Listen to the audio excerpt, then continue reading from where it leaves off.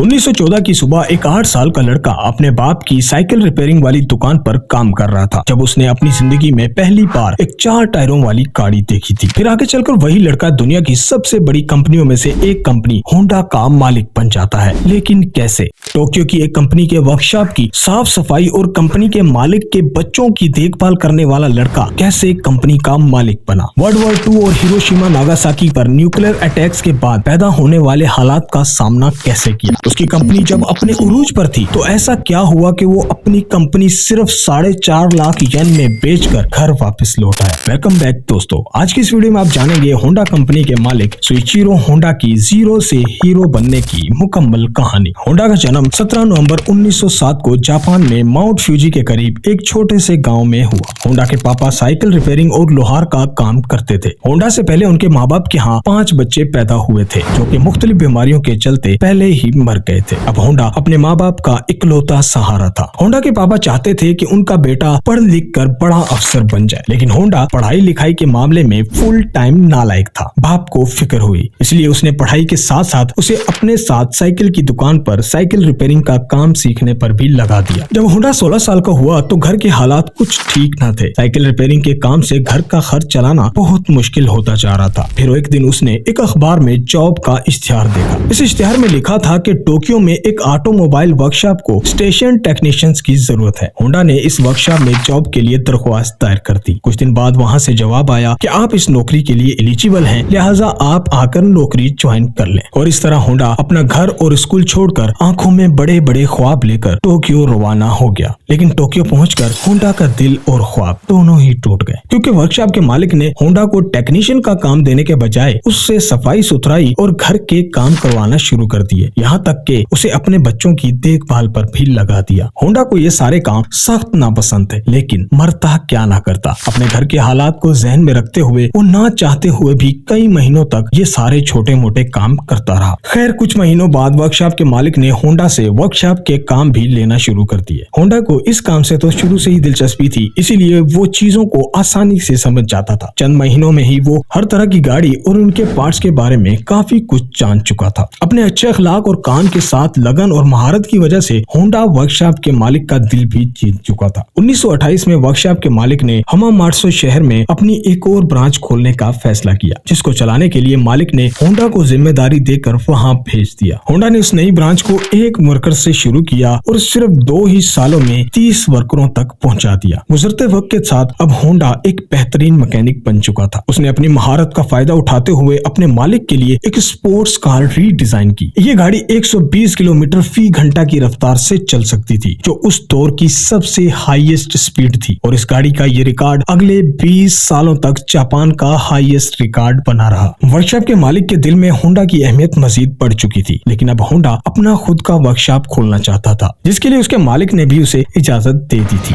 लेकिन शायद किस्मत को यह मंजूर न था। 1936 में एक कार रेसिंग के दौरान होंडा का एक खतरनाक एक्सीडेंट हो गया। इस हादसे में उसकी जान तो बच गई, लेकिन उसका बायां बाजू पूरी तरह फ्रैक्चर हो गया और कंधा भी अपनी जगह से हट गया था, जिसका मतलब ये था कि ना अब वो मैकेनिक का काम कर सकता था और ना ही रेसिंग में हिस्सा ले सकता था। कई महीनों के बाद जब वो दोबारा ठीक हुआ तो उसने वर्कशॉप के मालिक से दरख्वास्त की कि मैं अब ये वर्कशॉप का भारी काम नहीं कर सकता, लेकिन मेरे पास एक आइडिया है। सर, क्यों ना हम अपने स्पेयर पार्ट्स बनाने के लिए एक अलग कंपनी शुरू करें। होंडा का आइडिया सुनने के बाद मालिक ने कहा, तुम्हारा आइडिया तो बहुत अच्छा है, लेकिन मुझे इस वर्कशॉप के काम से ही अच्छा खासा मुनाफा मिल रहा है, इसलिए मैं कोई नया रिस्क लेने की बेवकूफी नहीं करना चाहता। I am sorry. मालिक का ये जवाब सुनकर होंडा वहां से चुपचाप वापस लौट आया, लेकिन उसने हार नहीं मानी और फैसला किया कि अब पार्ट्स मैन्युफैक्चरिंग की कंपनी वो खुद ही खोलेगा। और 1936 में उसने अपने एक दोस्त के साथ मिलकर टोकाई सेकी नाम से एक हैवी इंडस्ट्री खोली और अपने दोस्त सिचारो काटो को उसका प्रेसिडेंट बना दिया। कंपनी तो वो खुल चुके थे, पर होंडा के पास उसको चलाने के लिए कोई पैसा नहीं था, इसीलिए वो दिन भर उसी पहले वाली वर्कशॉप के लिए काम करता था और रात में अपनी नई कंपनी के लिए खुद इंजन बनाने की कोशिश करने लगा। अगले कई महीनों तक वो इसी रूटीन पर चलता रहा। मुसलसल मेहनत करने के बावजूद बेशक वो पिस्टन बनाने में नाकाम रहा, लेकिन उसे अपनी नाकामी की बुनियादी वजह जरूर समझ आ चुकी थी। लिहाजा अब उसने मेटलर्जी में महारत हासिल करने के लिए एक यूनिवर्सिटी में दाखिला ले लिया और पढ़ाई के साथ साथ पिस्टन बनाने की भी मुसलसल कोशिश करता रहा। बिलाखिर 1939 में 3 सालों की लगातार मेहनत के बाद वो एक पिस्टन बनाने में कामयाब हो ही गया। अब उसने एक बार फिर से वर्कशॉप से जॉब छोड़ दी और फुल टाइम पिस्टन बनाने में लग गया। पर उसे ये मालूम ही नहीं था कि उसके बनाए हुए पिस्टन में अभी भी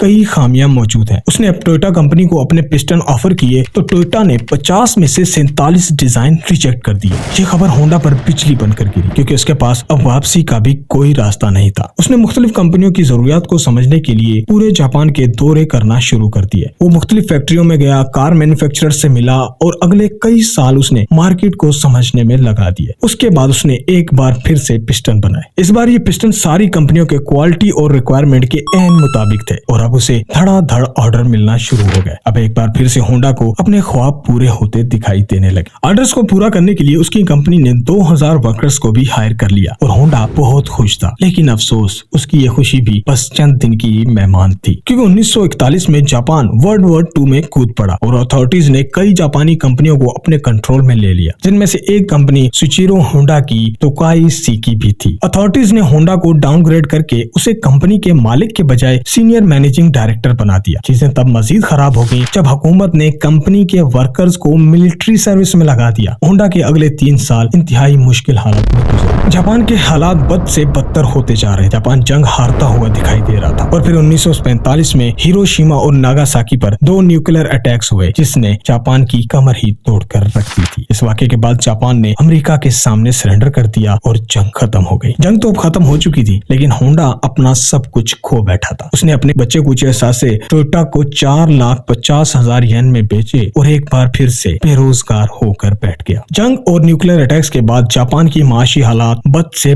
बदतरीन होते जा रहे थे। खाने पीने की अशिया के साथ साथ पेट्रोल और डीजल जैसी चीजें भी एक आम आदमी की पहुंच से दूर हो चुकी थी। ट्रांसपोर्ट का निजाम मुकम्मल मफलूज हो चुका था, जिसकी वजह से लोगों के लिए एक जगह से दूसरी जगह सफर करना नामुमकिन हो चुका था। लेकिन वो कहते हैं ना कि डूबते को तिनके का सहारा। हुआ कुछ यूं कि होंडा को जापानी इंपीरियल आर्मी का एक छोटा सा इंजन मिला, जिससे वो वायरलेस रेडियो चलाया करते थे। इस इंजन को देखकर होंडा को एक आइडिया आया। उसने सोचा कि क्यों ना इस इंजन को एक साइकिल में लगाकर अपनी ट्रांसपोर्ट का मसला तो हल किया जाए। और होंडा ने वो इंजन एक साइकिल पर फिट कर दिया, जिसकी वजह से साइकिल की स्पीड एक आम साइकिल के मुकाबले में कई गुना बढ़ गई। लोगों ने जब इस इंजन वाली साइकिल को देखा तो उन्हें ये आइडिया बहुत पसंद आया। देखते ही देखते होंडा के पास इंजन वाली साइकिल के लिए ऑर्डर आना शुरू हो गए। होंडा को स्टार्टिंग में तो चंद इस्तेमाल शुदा इंजन मिल गए, लेकिन लोगों की डिमांड इतनी ज्यादा थी कि अब होंडा ने खुद का नया इंजन डिजाइन करने का फैसला किया और बिलाखिर कुछ मेहनत के बाद उसने अपना खुद का नया इंजन भी बना लिया। और यह तारीख में पहली बार था कि किसी मशीन पर होंडा का अपना लोगो देखा गया। जिसके बाद अगले 3 सालों में होंडा ने खूब इंजन वाली साइकिलें बनाई और फिर सुपर कप के नाम से एक ऐसी मोटरसाइकिल बनाई जो मार्केट की जरूरियात के एन मुताबिक थी, जिसने आते ही मार्केट में धूम मचा दी। अब क्योंकि होंडा को रेसिंग का भी शौक था, इसीलिए उसने अब स्पोर्ट्स बाइक बनाने का भी फैसला किया। वो मुख्तलिफ बाइक रेसेस में जाता और जीतने वाली बाइक्स के खास फीचर्स नोट कर लेता और चंद सालों में ही होंडा ने पहली स्पोर्ट्स बाइक लॉन्च की, जिसने 1962 इंटरनेशनल रेसिंग कंपटीशन में पहली पोजीशन भी हासिल की। इस रेस ने होंडा का नाम पूरी दुनिया में मशहूर कर दिया। 1960 तक होंडा दुनिया की सबसे बड़ी मोटरसाइकिल मैन्युफैक्चरिंग कंपनी बन चुकी थी और 1968 तक ये 1 करोड़ से भी ज्यादा मोटरसाइकिल सेल कर चुकी थी। लेकिन होंडा सिर्फ मोटरसाइकिल्स तक महदूद नहीं रहना चाहता था, इसलिए अब उसने कार मैन्युफैक्चरिंग की तरफ भी जाने का फैसला किया। कई लोगों ने उसे ऐसा करने से मना किया, क्योंकि उस वक्त जापान में पहले ही टोयोटा और निसान जैसी कंपनियां अपना कारोबार जमा चुकी थी और वहां मार्केट में अपनी नई जगह बनाना काफी मुश्किल और रिस्की काम हो सकता था। लेकिन होंडा कब किसी की सुनने वाला था। उसने अपने इस नए आइडिया पर काम करना शुरू कर दिया और अपनी पहली पिकअप ट्रक T360 लॉन्च की, जो नाकाम हो गई। उसके बाद स्पोर्ट्स कार S500 लॉन्च की, जिसके सिर्फ 1300 यूनिट्स ही बिक पाए। कई सालों की मेहनत और कई दर्जन डिजाइन मुस्तरद होने के बाद आखिरकार 1972 में होंडा सिविक लॉन्च की गई और ये वो गाड़ी है जिसके नए मॉडल्स आज तक पूरी दुनिया में मशहूर है। 1990 आते आते होंडा मोटर्स जापान की तीसरी सबसे बड़ी मैन्युफैक्चरिंग कंपनी बन चुकी थी और आज होंडा का नाम हमें cars, motorcycles, boat engines, plane engines और दर्जनों पावर टूल्स पर देखने को मिलता है। 1991 में अपनी खराब सेहत की वजह से होंडा ने कंपनी से रिटायरमेंट ले ली और कंपनी की बागडोर उसके बेटे हिरोतोशी होंडा